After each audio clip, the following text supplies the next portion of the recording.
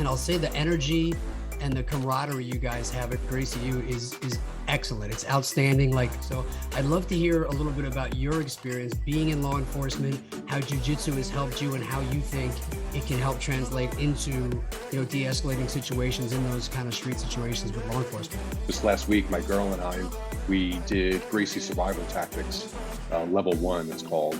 And it goes through all those topics that you touched upon, de-escalation, verbalization, staying calm under pressure. So, but with moves geared toward us and our actual physical gears, it's real world scenarios that they set up in our gear, and it trains guys how to fight better, or how to protect better, I should say. Like, most of it's just holding.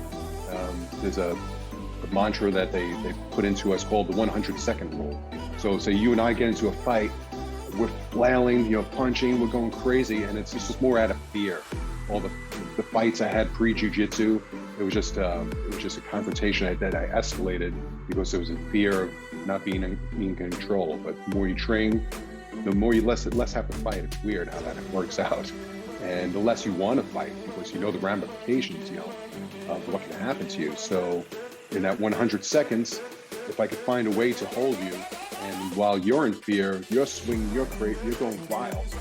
The energy's dipping down like a video game. It starts at 100, and then the clock starts ticking.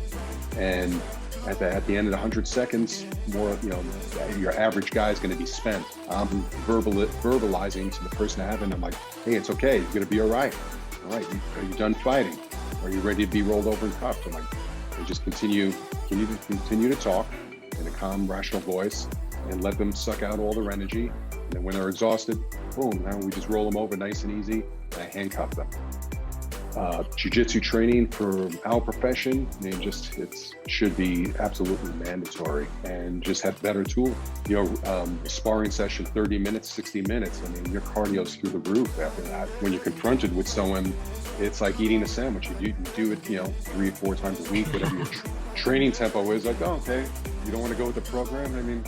So we have to roll around, and no big thing. It's drinking from a bottle instead of I'm having a fight maybe once or twice a year, and I'm in fear. I'm like, oh shit, am I going to lose the fight?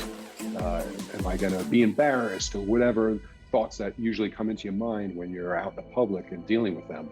And when you're doing jiu-jitsu, those fears are gone.